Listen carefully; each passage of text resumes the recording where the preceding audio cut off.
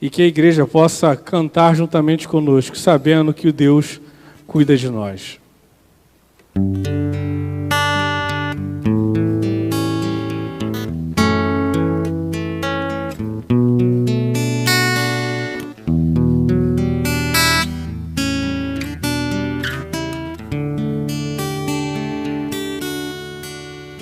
Eu preciso aprender um pouco aqui, eu preciso aprender um pouco ali, eu preciso aprender mais de Deus, porque Ele é quem cuida de mim.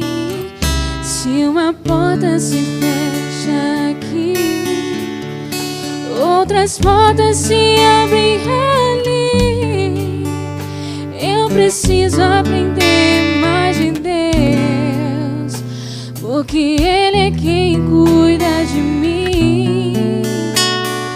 Deus cuida de mim. Deus cuida de mim. Na sombra das suas asas, Deus cuida de mim. Eu amo a sua casa e não ando sozinho, não estou sozinho, pois Deus cuida de mim.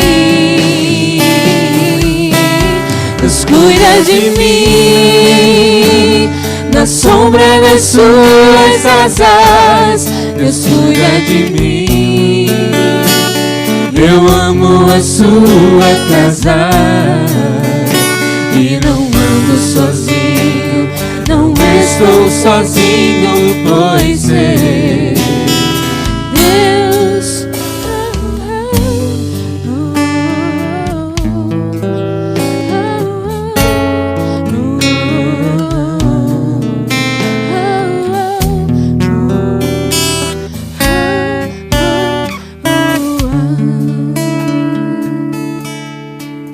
Se na vida não tem direção, é preciso tomar decisão.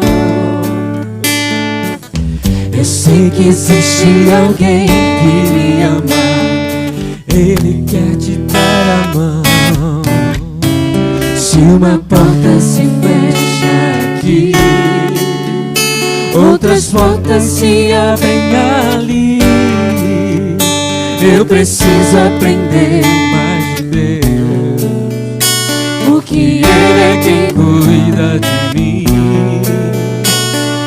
Deus cuida de mim. Deus cuida de mim. Na sombra das suas asas, Deus cuida de mim. Eu amo a sua casa e não ando sozinho, não estou sozinho, pois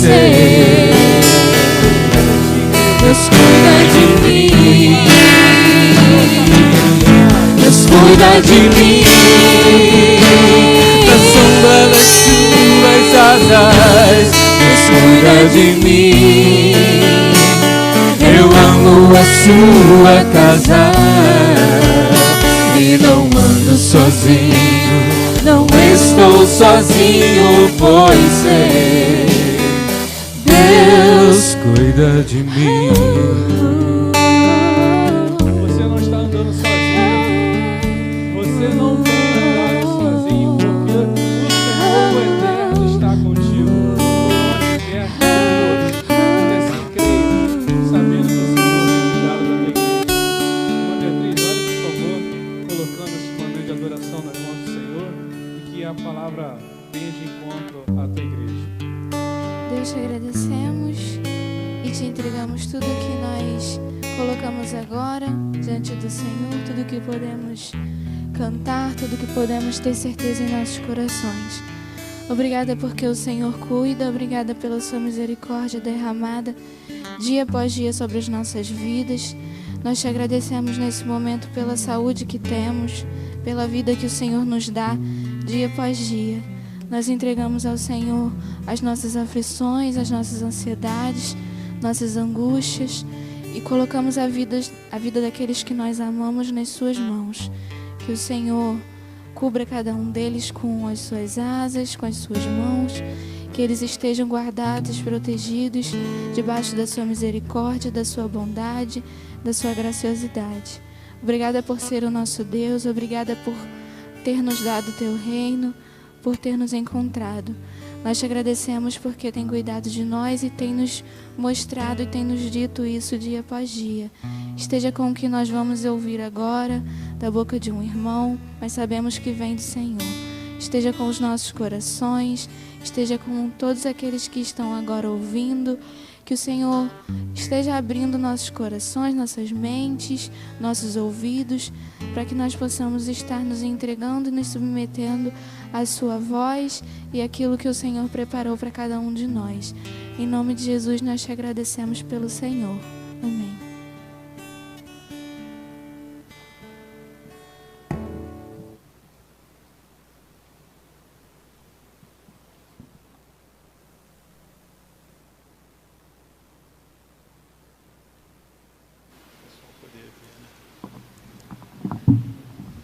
Temos irmãos de louvor, Deus continue abençoando a vida de vocês, Deus continue usando a vida de vocês para poder abençoar os irmãos que foram, com certeza, grandiosamente abençoados em sua residência. Foi convidado nosso irmão Wellington, membro da nossa igreja, professor da classe dos jovens na EBD, né? Deus tenha, junto com o nosso irmão Daniel, que pregou hoje pela manhã, ele vai estar trazendo a palavra do Senhor nessa noite. Vamos estar orando e após a oração a palavra está com o nosso irmão. Deus, obrigado por esse momento especial de culto na tua presença, Senhor amado. Venha ser com o nosso irmão Wellington, venha abençoar o seu servo, que ele possa ser ousado e usado para falar daquilo que o Senhor tem a dizer para cada um de nós. Ó Pai amado, prepare nossos corações, prepara cada lar para que possamos ouvir a sua palavra mais uma vez e que o Senhor nos abençoe como o Senhor nos abençoou pela manhã. Assim oramos, gratos por tudo, em nome de Jesus, amém.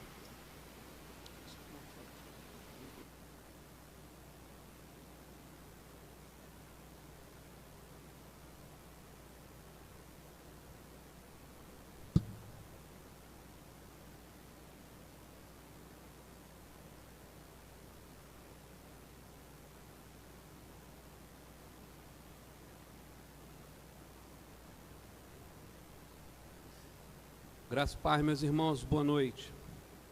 Com alegria, mais uma vez a gente se coloca como instrumento de Deus, que diante da igreja do Senhor, não só a nossa congregação, mas nesse tempo também a todos que se reúnem através da internet.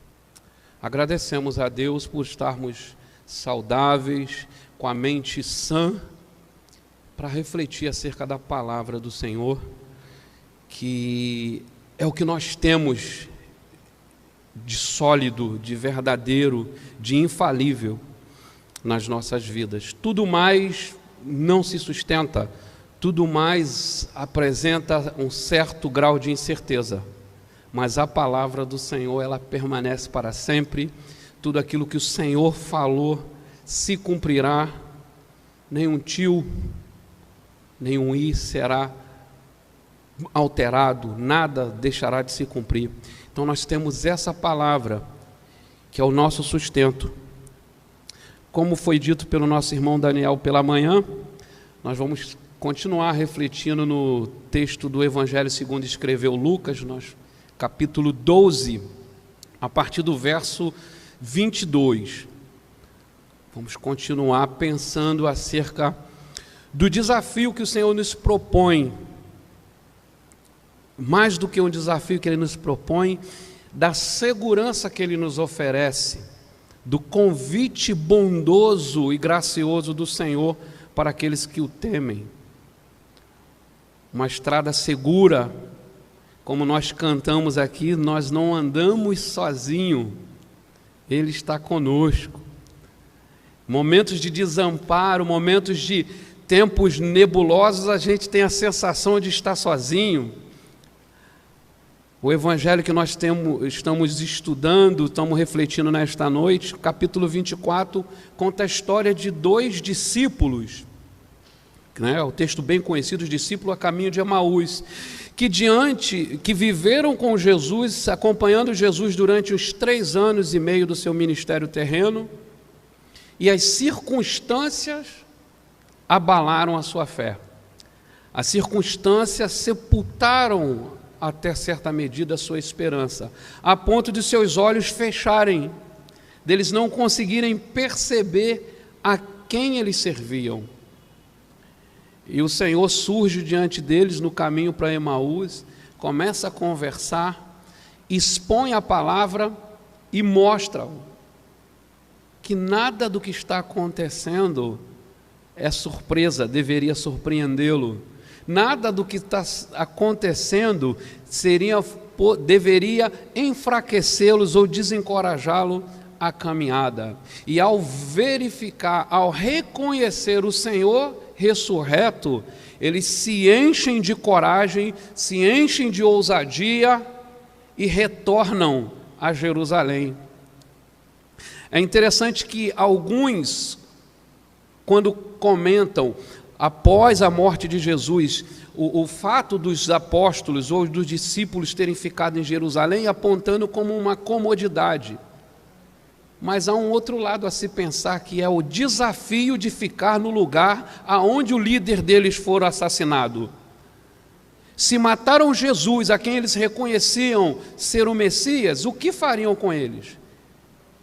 Mas esses discípulos, após reconhecerem Jesus, não temem, não perdem o vigor, não temem a própria morte. E esse é um desafio de quem serve a Jesus, é não temer. O Senhor nos convida para uma vida de segurança com Ele, uma vida onde Ele pavimenta o caminho em que nós vamos andar, seguro com Ele. Os nossos hinos, nossos louvores estão cheios de cânticos que denotam essa ideia de que Deus está conosco, que Deus cuida de nós, Deus nos sustenta, Deus nos pega pela mão. Nós cantamos, repetimos, mas vivemos uma vida, muitas vezes, como ovelhas que não têm pastor, assombrados com a nuvem negra, com a tempestade que nos ronda. Apesar de servirmos um Deus que diz: vento, cala-te, mar, aquieta-te, mas nós olhamos para tempestades e olhamos para o nosso Jesus e dizendo: não se importa que morramos, não se importa que pereçamos. Apesar da palavra de Jesus que nos diz que Ele estaria conosco até a consumação do século. O tempo que nós temos vivido, ele tem que nos levar a refletir sobre algumas coisas. E hoje eu quero refletir, levar os irmãos a, junto comigo, pensar em qual tem sido o propósito da nossa vida, em que temos de fato nos firmado. Porque se temos nos firmado naquilo que nós temos projetado, naquilo que temos estabelecido como plano, friamente calculados, os tempos são sombrios. Se temos nos firmados daquele que venceu a morte, que está entronizado e com o qual a palavra diz que nós estamos assentados em lugares celestiais com Ele, essa nuvem vai passar. Isso é só um tempo. Mais um pouco o sol vai brilhar. Em que temos depositado a nossa esperança? Qual tem sido o propósito da nossa vida? Qual tem sido esse propósito? O texto que nós vamos ler agora, Lucas 12, a partir do verso 22, ele começa a ser, o Lucas faz o registro depois de Jesus já ter feito uma série de advertências a seus discípulos. O Senhor começa no capítulo 12 chamando a atenção dos seus discípulos para a hipocrisia dos fariseus, que com seus lábios confessavam uma fé, mas o que o seu coração estava muito longe daquilo que Jesus requeria dos que o servem. E o Senhor os adverte contra o fermento do fariseu, que leveda toda a massa, contra a hipocrisia, contra uma vida desconectada daquilo que você fala. Está desconectado. Você diz que confia em mim, mas você vive na tua força. Você diz, seguro estou em ti, mas vacila. Seus planos é que te regem. Mais à frente, no verso 6, o Senhor nos fala que Ele não esquece sequer dos pardais. Como já foi dito aqui de manhã, o preço que esses pardais eram vendidos era insignificante, era a semelhança dos nossos centavos. No entanto, o Senhor, para demonstrar a abrangência do seu cuidado, Ele fala que nada é tão insignificante que não esteja sob meus cuidados. Eu não sou somente criador, eu sou sustentador. E nada do que eu criei é demasiadamente insignificante que não mereça os meus cuidados. Nesse tempo de calamidade, nós temos visto alguns falsos mestres falarem algumas coisas estranhas. Por exemplo, a semana passada teve um desses falsos mestres, sim, falsos mestres, porque se propõe a ensinar, é mestre, que Deus não está no controle. Se Deus estivesse no controle, não haveria pandemia. Onde está Deus no controle dessa pandemia? Falsos mestres. A Bíblia em muitos pontos diz, acautelai-vos deles. Deus prova nesse texto, Deus mostra nesse texto e em toda a sua revelação, Ele não só é o Criador, sustentador e nada escapa ao seu controle. E Ele mostra, Ele conversando com seus discípulos, Ele fala, por mais insignificante que seja um pardal, ele não está aquém dos meus cuidados. Porventura, não seria mais com vocês? E ele segue. No verso 7, pela primeira vez nesse capítulo, o Senhor adverte: não temam. Não temam. Ele usa o exemplo dos pardais, ele fala do fermento do fariseu, da hipocrisia, do desafio de viver uma vida autêntica e fala: não temam. Não temam. O tempo todo o Senhor nos encoraja, na sua palavra, a uma vida autêntica destemida. Não foi assim no momento de luto de Josué? Josué de luto.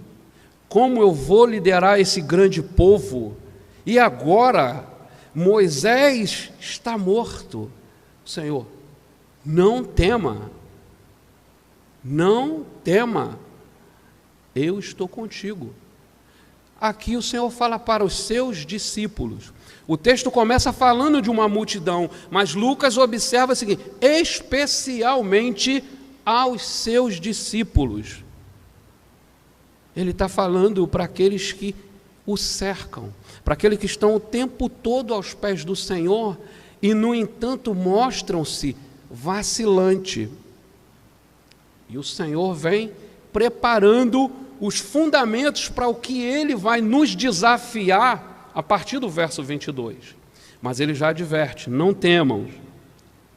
No verso 15, o Senhor adverte mais uma vez: tenha cuidado com qualquer tipo de ganância, de avareza. É a vida muito mais do que isso. O Senhor está preparando o cenário para o que Ele vai falar a partir do verso 22. Tenha cuidado com qualquer tipo de avareza. A ganância, a cobiça, que está lá nos mandamentos, não cobiçarás nada. Sempre foi assim, não mudou. E ele adverte seus discípulos: tenham cuidado com a cobiça. Então ele entra nessa parábola do rico insensato.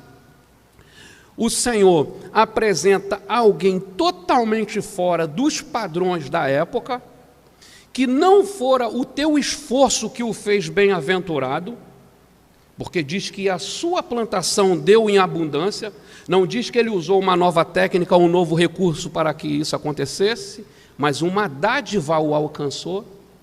E o comum naquela época eram pessoas que compartilhavam, pediam ajuda, se juntavam para fazer a colheita, a ceifa e repartiam entre si. Nós vemos esse rico insensato, movido pela sua avareza, o que ele faz? Ele não chama ninguém, ele não pensa em ninguém, ele diz: eu vou aumentar a minha capacidade de armazenamento, vou abrir uma outra conta no banco e vou ajuntar os meus tesouros. Ninguém vai ter parte com os meus tesouros, é meu tesouro. Numa época em que tudo era partilhado, todas as decisões eram tomadas por conselho, na multidão de conselheiros havia sabedoria. Esse fala com a sua alma, egoisticamente ele fala: vou fazer isso. E é interessante que mais à frente, quando Lucas fala no capítulo 15, do pai do filho pródigo, quando ele pensa em festa, ele fala: chama todos para participar da festa. O avarento fala: regala-te alma, diga que tem para você mesmo, é tudo para mim. Farinha pouca, meu pirão primeiro, mas se tem abundância, também é minha. Acautelai-vos de todo tipo de avareza. E no final dessa parábola, há uma pergunta de Jesus, após ele contar essa parábola para os discípulos. Ele conta para os discípulos, lembrando, o texto começa dizendo uma multidão, mas especialmente para os seus discípulos. Ele fala: se esta noite lhe pedirem a tua alma, o que tens preparado é para quem? Estamos vendo, Jesus está preparando o fundamento. A pergunta já está posta: para quem você tem feito o que você tem feito na vida? O que está te movendo é o que e para quem? A pergunta já foi preparada. Se hoje lhe pedirem contas do que estás fazendo, para quem tem sido feita? Será que é para, como o rico insensato, é para o seu regalar? O seu bom proveito? Para que vejam quanto você ajuntou no seu tesouro? Para que vejam que você tem mais do que você é? Loucos ou insensato, se esta noite te perguntarem o que tem movido a tua vida, o que você tem feito, para quem tem feito, por que tem feito, qual vai ser a resposta? Qual será a resposta para essa pergunta? E Jesus, no verso 21, ele diz: assim é o que ajunta para si mesmo tesouro, mas não é rico para com Deus. Ele faz uma pergunta, meio que uma pergunta retórica, porque ele já dá a resposta. Porque aquele louco, ele entesourava para si.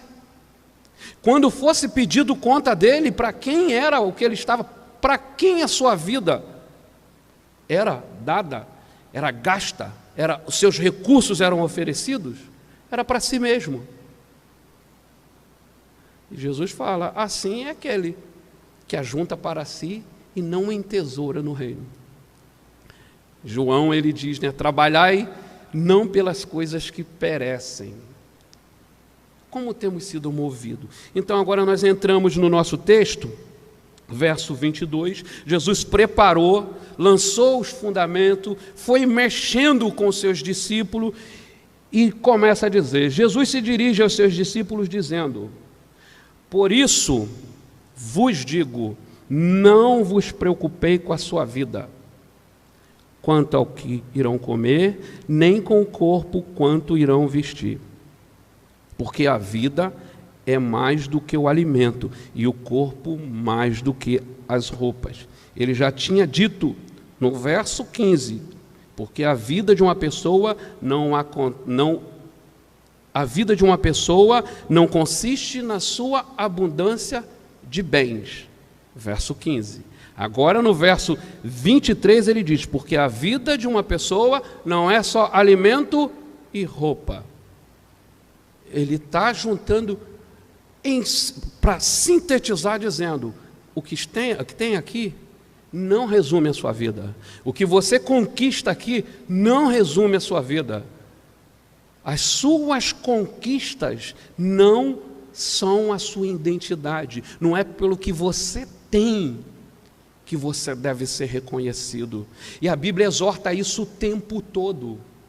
No conselho de Pedro às mulheres, ele fala que vocês não devem ser reconhecidas pelos seus frisos no cabelo, onde aquelas mulheres poderosas usavam os frisozinhos com fios de ouro tecidos entre os cabelos. Mas Pedro diz, mas sejam reconhecidas pela simplicidade e a piedade. Nunca foi objeto do povo de Deus aparecer pelo que tem, mas pelo que é. E esse é o desafio que Jesus começa a propor aos seus discípulos. Vivam pela fé que vocês têm. Não como os fermentos do fariseu, sejam autênticos. Trabalhem não pelo que perece. Seguindo, observe os corvos que não semeiam, não colhem, não têm despensa nem celeiros, contudo Deus os sustenta. Vocês valem muito mais do que as aves. Aqui eu abro um parêntese muito importante, para fugir um pouco do nosso tema principal. Animal não é gente. Jesus usa dois elementos da sua criação para colocá-lo imediatamente em condição de inferioridade ao homem. Então, mulher não é mãe de cão. Quando Jesus fala com a mulher, quando a palavra de Deus compara o amor de uma mãe, ainda que a mãe te abandone, eu não abandonarei. Ele não está falando de mãe de pet. Não é mãe de pet. Eu tenho pet. Pet não, eu tenho cachorro, né? Pet é pós-moderno. Não é disso que ele está falando. É de gente. E ele já coloca aqui na hierarquia da criação. Eles estão abaixo. O cuidado, o servo de Deus, ele cuida de toda a criação. Mas há uma hierarquia. Há uma coroa da criação, como já foi dito hoje de manhã. Há uma coroa da criação. Já nos anos 80, o Eduardo Dussek cantava, troque o seu cachorro por uma criança pobre. Você vê no nosso meio pessoas que se movem para adotar cães, enquanto crianças órfãos perecem nos orfanatos. Para pensar. É para pensar. Anos 80, troque seu cachorro por uma criança pobre. Porque tem muita gente por aí querendo levar uma vida de cão, já dizia o cancioneiro popular. Então Jesus coloca uma hierarquia. Não, vocês estão acima. Se eu cuido do corvo, que é imundo, que é impuro, eu cuido do lírio, não vou ter maior cuidado por vocês? Bichinho de Jacó. Esse é o bichinho precioso, é o bichinho de Jacó, não é o pet. Feito esse parênteses, a gente segue. 25, quem de vocês, por mais que se preocupem, pode acrescentar um côvado? O côvado, às vezes, a maioria das vezes, ele é traduzido como uma unidade de medida de comprimento, né? Centímetros, é um côvado, algo em torno de 45 centímetros, mas ele também pode ser traduzido por tempo.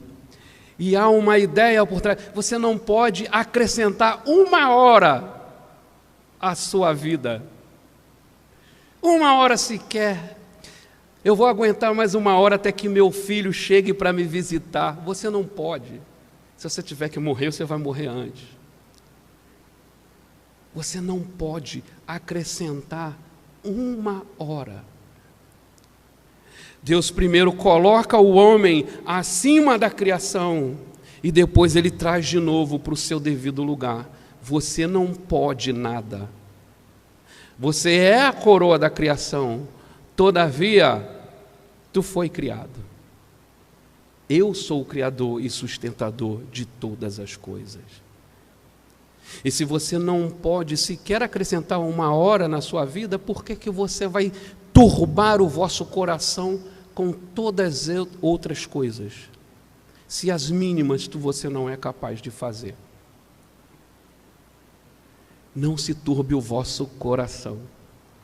Creia em Deus. Creia em mim. Na casa do meu Pai tem muitas moradas, diz o Senhor Jesus. Portanto, se não podem fazer nada quanto às coisas mínimas, porque se preocupam com as outras. Observem como crescem os lírios e não trabalham, nem fiam. Eu, porém, afirmo a vocês que nem Salomão em toda a sua glória se vestiu desse jeito. Ora, se Deus veste assim a erva que hoje está no campo e amanhã é lançada no forno, muito mais fará por vocês. Portanto, no verso 22 nós temos o por isso. Quando Deus começa o texto, ele fala, por isso, pelo que eu disse anteriormente, falando para vocês que a qualquer momento podem pedir conta da sua vida e para quem você está vivendo. Agora esse portanto está ligado a essa hierarquia que o Senhor coloca diante deles. Vocês estão acima de toda a criação, mas numa dependência. Portanto, se vocês não podem fazer nada por vocês, há um estilo de vida, há uma forma de viver, se vocês são o povo que se chama pelo meu nome. A Bíblia de Gênesis e Apocalipse, sempre que ela vai apontando o movimento do povo de Deus, ela vai apontando mudança de padrão. Nós estamos estudando a lei de Deus na EBD. Quando o Senhor faz o movimento de tirar o seu povo do Egito, ele vai dar uma lei, os 10 mandamentos e depois os seus desdobramentos. Um código de conduta, uma forma de se relacionar com ele. A partir dali você vai saber como você se relaciona com ele, como você se relaciona com o próximo.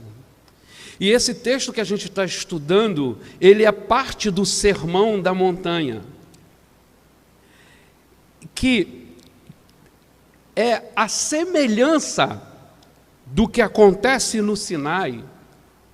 Você tem o paralelo, Jesus sobe ao monte e diante da multidão e especialmente a seus discípulos, ele dá as novas leis do reino, que de nova não tem nada, né? Mas Jesus clarifica para eles um novo modelo de vida. Se vocês são meus, Jesus começa a tratar. Jesus cuida de tudo. Passa pelas bem-aventuranças, ensina a orar, ensina a insistir por oração e depois ele começa a tratar dos seus discípulos na relação com as coisas e na relação com ele. Por isso ele diz, acautelai-vos da avareza, a relação com as coisas. Acautelai-vos do fermento e da hipocrisia do fariseu, a sua identidade, a sua expressão de vida. Há uma forma de proceder. Quando, em Deuteronômio 16, se eu não me engano, diz, quando vocês forem, entrarem na terra em que eu vos dei, não vá atrás dos povos que lá existem. Não siga atrás dos seus deuses. Quando nós lemos as cartas, nós vemos a nossa exortação: não andeis como os gentios. Não andeis como vocês eram. Vocês não eram povos, agora vocês são concidadãos do céu. Há uma ordem de mudança. Nos aproximamos de Deus, há uma mudança. Nós não podemos mais andar como ovelhas que não têm pastor. Temos um pastor, que cantamos e lemos que se Ele é o nosso pastor, de nada temos falta. Mas andamos ansiosos como se tudo nos faltasse. Temos uma vida contraditória, em que o que falamos não reverbera no nosso comportamento. Falamos de um Deus que cuida de tudo, que é soberano, que sustenta e provê, mas vivemos como se Ele não nos pastoreasse, como se Ele nos faltasse. Portanto, cadê? Jesus. Sumiu. Portanto, não fiquem perguntando o que irão comer ou beber. Não fiquem preocupados com isso. Qual é o argumento que o Senhor usa? Cobrando dos seus discípulos um descanso. Olha só o que o Senhor está cobrando. Descansem. Parece que a gente entende do Senhor o contrário. Façam, corram, mobilize-se. E a gente vive correndo. Mateus registra Jesus chorando à vista de Jerusalém, e quando a gente reconstitui aquele texto ali, a gente tem a ideia de Jesus vendo aquela multidão, ele descendo os montes em direção de Jerusalém e vendo aquele frenesi, aquela correria. E Jesus chora à vista de Jerusalém, dizendo: quantas vezes eu quis abrigar vocês sob os meus cuidados, como a galinha cuida dos seus pintos, eu quis cuidar, mas vocês vivem segundo o seu próprio entendimento. Então Jesus chega para eles e fala: quem vive assim são os gentios. É importante a gente destacar aqui que Jesus está falando para os seus discípulos de maioria. Todos, o colégio apostólico, todos são judeus. Todos são judeus. Então ele está falando para judeus.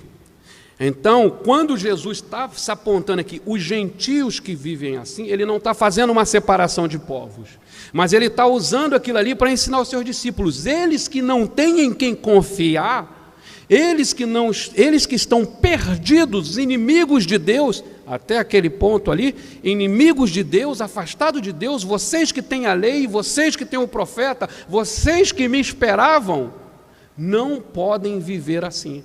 Porque esse modo de vida, tendo cuidado com o que vão comer ou beber, cuidado com o que vão vestir, esse é o modelo de vida dos gentios. Portanto, não vivam assim. Há de se ter uma diferença que, para além de estereótipo, é verdade, mas as nossas rações, elas refletem muito do que somos. Essa parada pela quarentena, talvez, e se não estamos fazendo isso, devemos fazer, ela vai nos mostrar como podemos viver com menos. E o retorno dela, devido à quebradeira geral, vai nos mostrar que podemos viver com menos. E vai nos ensinar algo ainda mais importante, que por mais que tenhamos menos, ainda podemos dar a outros. Porque nós temos vivido correndo atrás de riqueza. Nós temos vivido correndo atrás de conquistas. de estar nos melhores lugares da festa, de estar nos melhores cargos das empresas. A mesma corrida da multidão.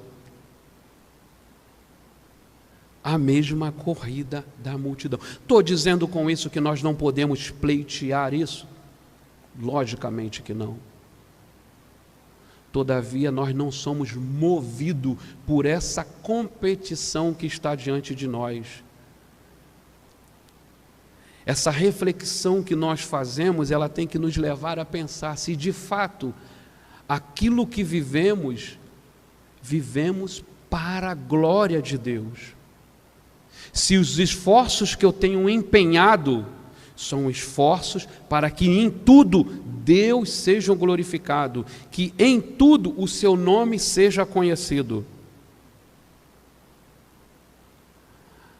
Carecemos de um novo propósito, que saia da fala de que eu não vivo mais eu, mas Cristo vive em mim.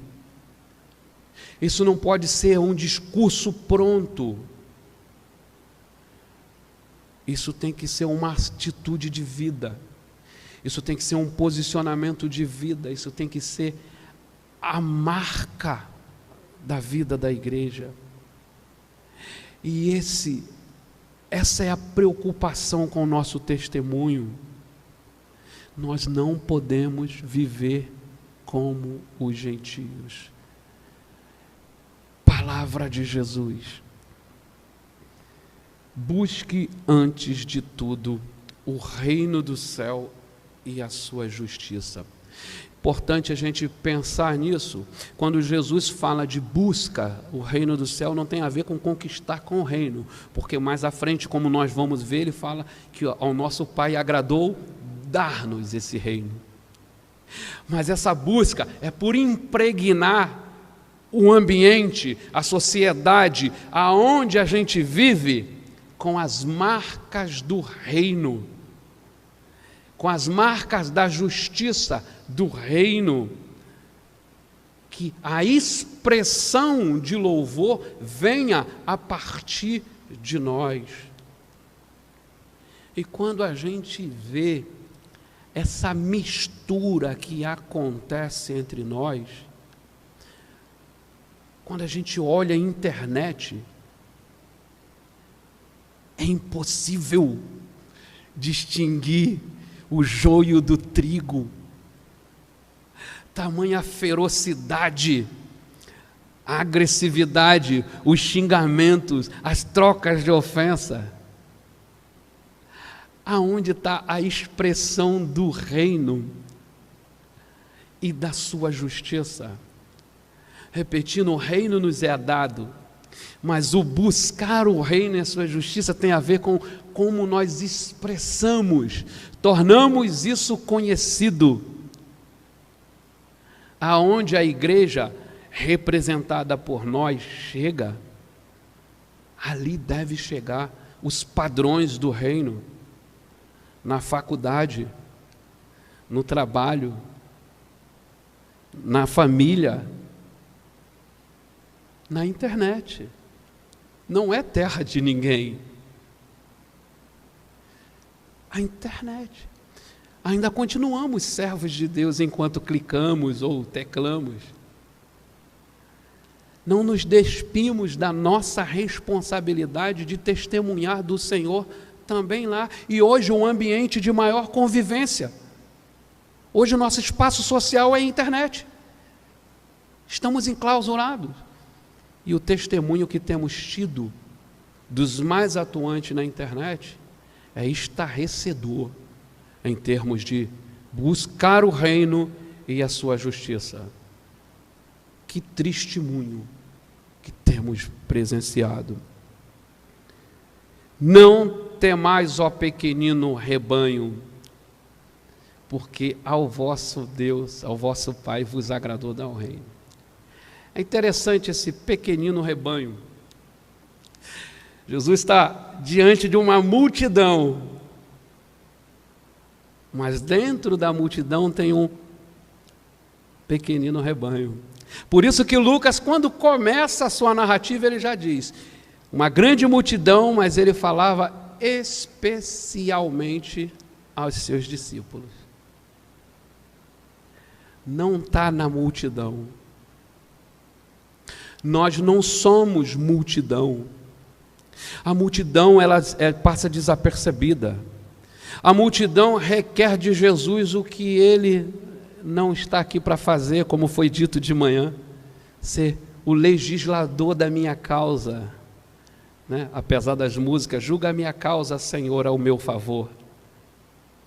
É o que o rico, o partidor da herança pediu: julga a minha causa, parte a minha herança. Jesus pergunta a ele: quem me constituiu repartidor entre você? Esse não é o meu negócio. No meio da multidão tem muitos negócios que estão querendo atribuir a Jesus que ele não tem nada com isso. No meio da multidão surgem algumas coisas creditadas a Jesus que ele não tem nada com isso.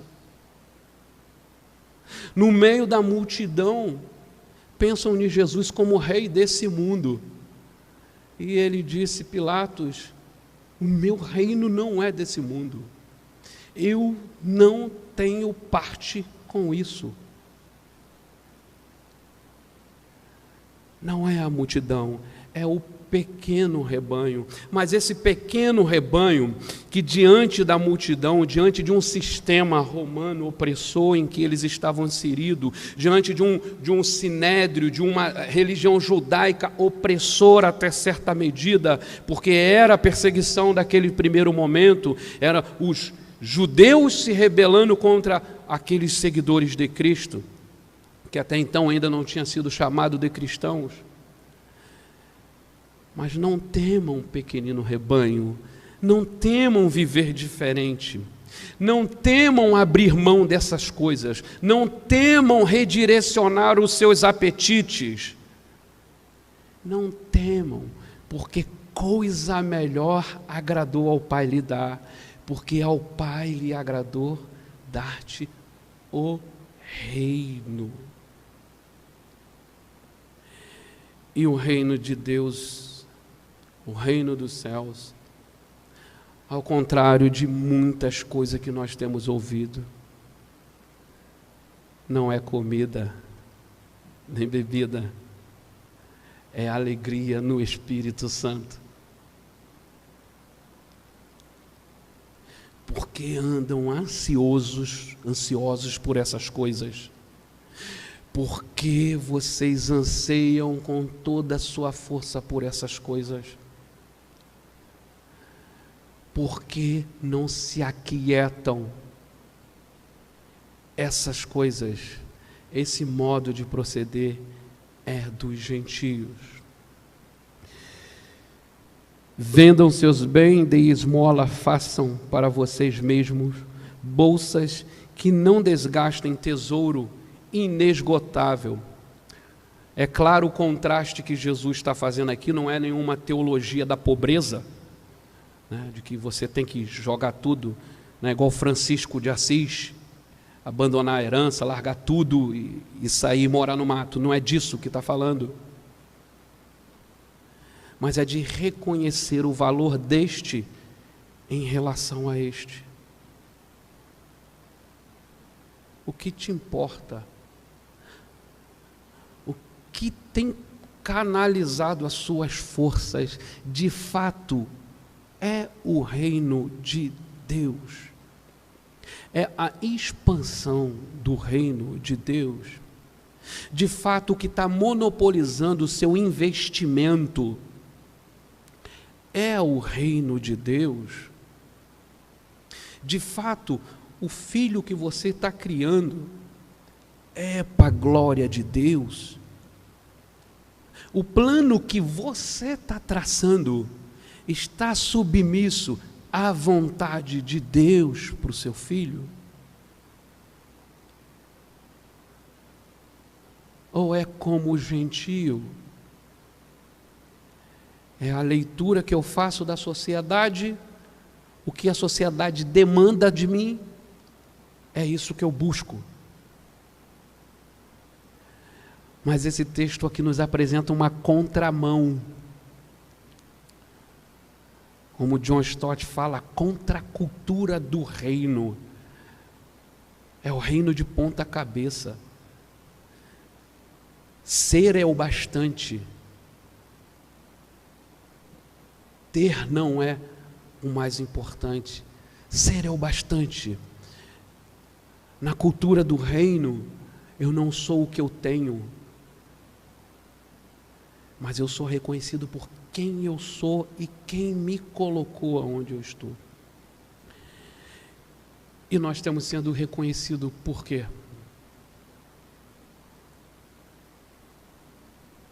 Quando olham para a nossa família, para a nossa carreira, para o nosso plano de carreira, no caso dos mais novos, tem sido reconhecido nisso marcas de quem vive para o reino do céu e a sua justiça? Ou tem visto a marca do tempo, o ritmo do tempo, desse mundo onde opera os príncipes da desobediência? Qual é a marca da nossa expressão de vida? Porque lembrando, o reino não é conquistado, ele nos é dado, mas a expressão do reino, ela vai se revelar em tudo que fazemos, e não o que nós fazemos nas nossas igrejas, como estamos podendo nos reunir, não o que fazemos nas nossas liturgias, nas nossas agendas, necessariamente, ainda que isso tenha muita importância, mas nós expressamos esse reino de Deus e a sua justiça, é no decorrer da nossa semana, é na nossa relação, nas nossas escolas, no nosso trabalho, na nossa família. É ali em que nós provamos quem somos, provamos de que somos feitos. É assim que nós somos reconhecidos, ou que devemos ser reconhecidos. Caminhando para o fim, porque aonde estiver o seu coração, onde estiver o seu tesouro, ali está o seu coração.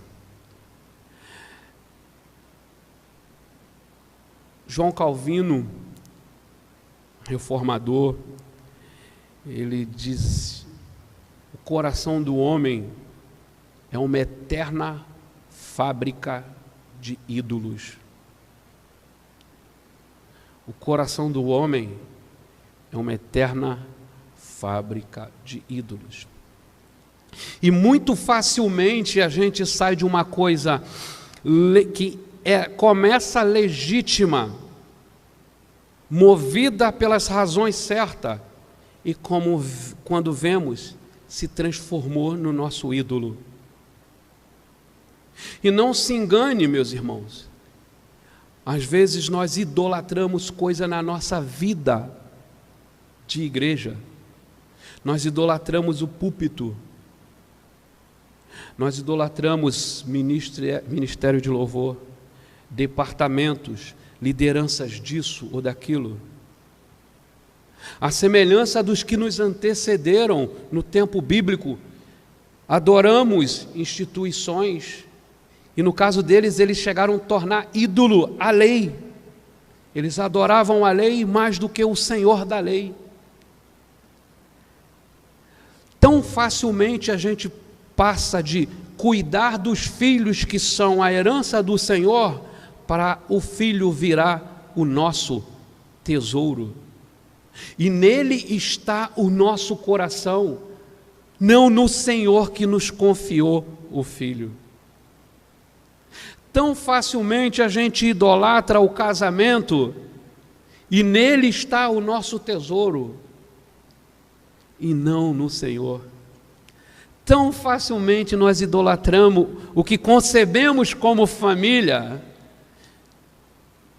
e nela está o nosso tesouro. não no Senhor.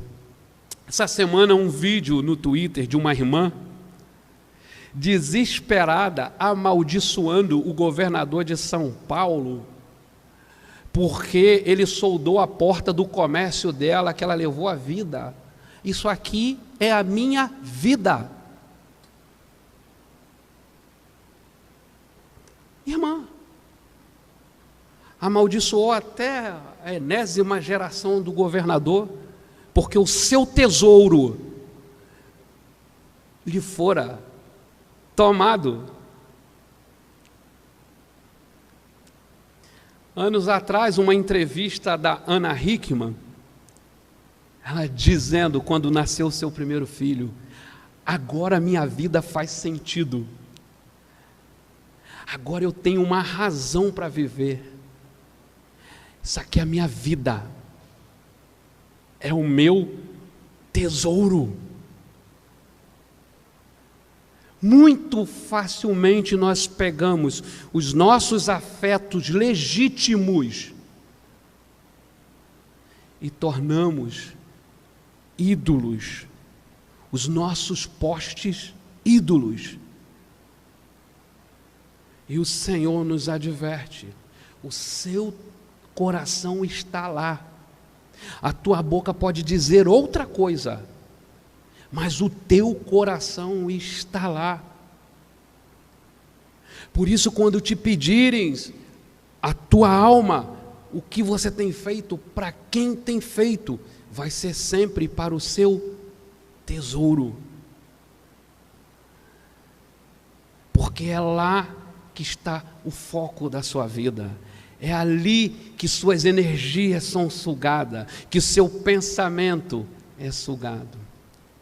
E quando os seus tesouros são coisas que a traça e a ferrugem pode comer, não andar ansioso não é uma opção, porque ela perece, ela é frágil. Eu não tenho como não andar ansioso se aquilo que eu me firmo são coisas escorregadias, como diz Asaf no Salmo 73. O que eu me firmo são coisas escorregadias que com o tempo se vão. Mais uma vez, citando o cancioneiro popular, não adianta escrever o seu nome numa pedra, que essa pedra em pó irá se transformar. Somos um castelo de areia na beira do cais. Quem é velho sabe do que eu estou falando. Não adianta, se o meu tesouro está aqui, é motivo de ansiedade. E eu termino falando um pouquinho dessa questão da ansiedade. A ansiedade, num primeiro momento, ela não é má. A gente vem pregar, a gente fica ansioso. A gente fica ansioso. Vai chegar, meu Deus, vou ter tempo para estudar, para orar, para me recolher. Você fica ansioso. Você vai fazer uma prova, você fica ansioso. Mas estar ansioso é diferente de patologicamente você ser ansioso, que desemboca numa série de síndromes, síndrome do pânico e outras esquizofrenias mais. A ansiedade por algo aproximado, por algo real, é legítima. E é uma marca do ser humano desde a queda. Perde um amparo, a sensação de cuidado de Deus definitivo, pleno, que se tinha no Éden. A partir do momento que a gente é desamparado, destituído da glória de Deus, com clareza, que nossos olhos viam claramente, a ansiedade vira uma marca da nossa vida. Em todo o tempo, ao longo das Escrituras, nós vamos ouvir falar de ansiedade. Mas estar ansioso com algo que está à vista de acontecer é diferente de viver ansioso. É mais ou menos o que o João fala, a questão do pecado. Uma coisa é você pecar, outra é você viver pecando. Uma coisa é você estar ansioso por uma entrevista de emprego, pelo retorno agora, né, nesse momento, se eu voltar, será que eu vou ser demitido depois dessa quarentena? É razoável isso. Mas uma vida movida à ansiedade é pecaminosa. Nas palavras de John Stott, andar ansioso é duvidar do caráter de Deus. Repetindo, andar ansioso é duvidar do caráter de Deus. É você duvidar que Ele fará aquilo que Ele diz que fará. Então eu não confio, eu duvido e fico ansioso. A vida ansiosa é um resultado de uma dúvida, de uma incerteza quanto àquilo em que você está firmado. É diferente de momentos de estar ansioso. Por fim, que adianta, como diz o salmista, a gente perder o sono se nós não podemos mudar? E se aos seus o Senhor dá enquanto dormem? E às vezes a gente não dorme pensando em como nós vamos resolver. Como eu vou resolver? Mas o salmista diz que aquele que descansa no Senhor, o Senhor dá enquanto dormem. Andar ansioso é duvidar do caráter de Deus. Mas Paulo, ele nos apresenta, e eu termino aplicando a nossa mensagem dessa noite, as palavras de Paulo à igreja de Filipenses, no capítulo 4. Capítulo 4, do verso 4 ao 8, Paulo vai tratar dessa ansiedade que estava presente na igreja de Colosso. E olha que é considerada a carta da alegria, mas é tanto o problema, ansiedade, fofoca, tem tudo naquela igreja. E Paulo manda uma carta, na carta ele trata de ansiedade. E ele repete, Jesus já tinha dito, não andeis ansioso por coisa alguma. Em Filipenses, Paulo fala a mesma coisa, não andem ansiosos por nada. E ele nos dá um caminho para isso. Antes, sejam as suas petições conhecidas de Deus. Ao invés de andar ansioso com o que há de comer, de beber ou de vestir, antes sejam as suas necessidades conhecidas de Deus, com orações e súplicas. Orações e súplicas. A nossa vida de oração é mais uma prova de incredulidade. Porque se de fato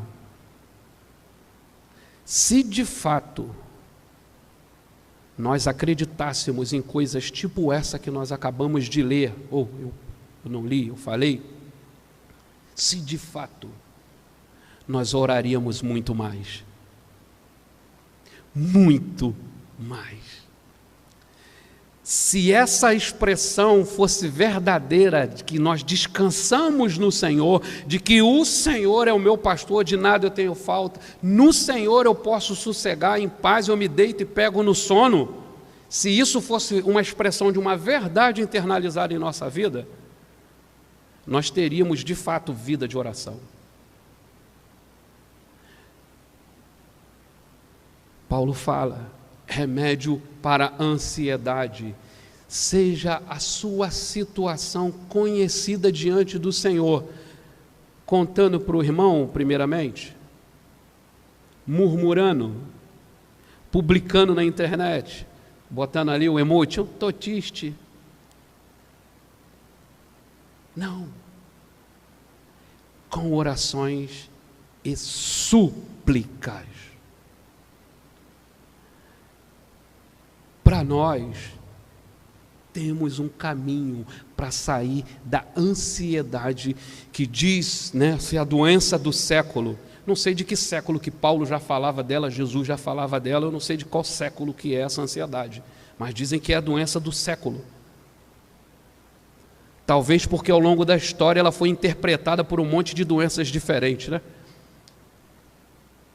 Mas nós temos o remédio. Não somos como os gentios. Portanto, vocês não são como os gentios. Coloquem diante do Senhor os seus problemas com orações e súplicas. Para não ficar só na minha leitura. Não fiquem preocupados com coisa alguma, mas em tudo sejam conhecidos diante de Deus os pedidos de vocês, pela oração e pela súplica. Verso 8. Finalmente, irmãos, um outro caminho para te livrar da ansiedade. E nesse tempo que temos vivido, isso é uma receita fundamental. Tudo que é verdadeiro, tudo que é respeitável, tudo que é justo, tudo que é puro, tudo que é amável, tudo que é de boa fama, se há alguma virtude e se algum louvor existe, seja isso que ocupe o seu pensamento. O que Paulo está dizendo aqui, ó, se a tua mente está cheia de besteiras, se a sua mente está cheia de disse-me-disse, se a sua mente está cheia de algo infrutífero, não tem como você não andar ansioso, porque é o que é de boa fama, o que tem nele louvor, que cura a sua mente, que cura o seu coração. Se você se alimenta dioturnamente por aquilo que não edifica, não traz cuidado para a alma, para as suas emoções, não tem como. Não tem como. Não é passe de mágica, oração e pensamentos naquilo que vem do alto. Nisso pensai, ele diz em outro lugar. Aquietai-vos, o fim está próximo. O que também aprenderam, receberam de mim, e o que viram em mim, isso ponham em prática. Então Paulo fala, oriente os seus pensamentos, purifique o que você alimenta a sua mente e seu coração, filtre aquilo que tem sido com que você se abastece. De outro lado ele fala, ore, coloque diante do Senhor, leve a Ele com orações e súplicas, remédios, solução para a ansiedade, e não é paliativo, é solução definitiva, oração e coisa boa, de boa fama, que tenha nela louvor. E um ponto que eu pulei, alegre-se sempre no Senhor. Alegre-se sempre no Senhor. Alegre-se, outra vez eu vos digo, alegrai-vos. Nós cantamos hoje, ainda que a figueira não floresça, ainda que não dê o seu fruto, porém eu me alegrarei em ti. Nós cantamos isso, não uma vez, não duas, mas requer de nós esse exercício. Alegre-se no Senhor, coloque diante do Senhor, através de oração e súplicas, as suas aflições, alimente sua mente com aquilo que é de boa fama, porque a depressão vai embora, a ansiedade vai embora. Paulo diz que aí sim, olha o que ele diz, e a paz de Deus, versículo 7, que excede todo o entendimento, guardará o coração e a mente de vocês em Cristo Jesus. Não tem fórmula secreta. Para nós que não somos os incrédulos, para nós que fomos alcançados pelo Senhor, o Senhor é o meu pastor e de nada eu tenho falta, isso tem que ser uma verdade. Alegria no Senhor tem que ser uma verdade. Pensamentos e busca por conhecimentos, por ouvir, por se alimentar de coisas boas, tem que ser uma vontade incontida.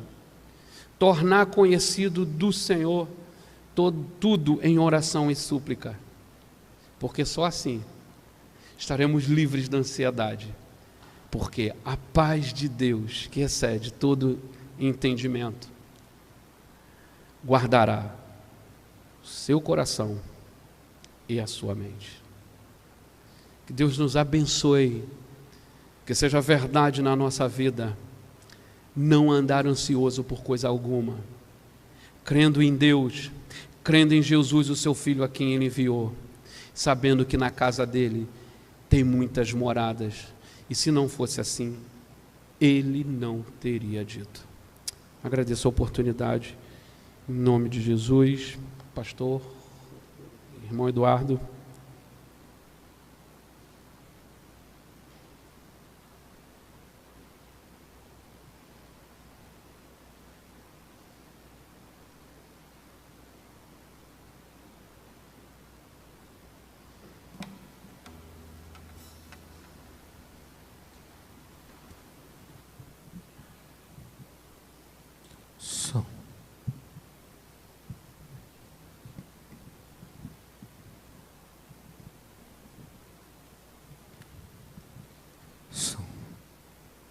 Palavra abençoada aos nossos corações, que nós possamos estar tomando para as nossas vidas esses ensinamentos e possamos colocar na mão do Senhor, né?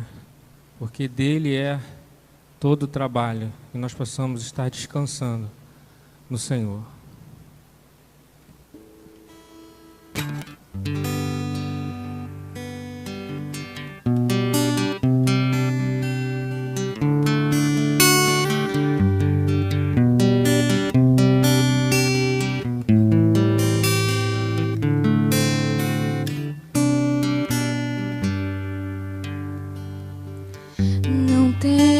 Sobre ti, um só coitado qualquer que seja, pois somente seria muito para ti. É meu, somente meu, todo o trabalho.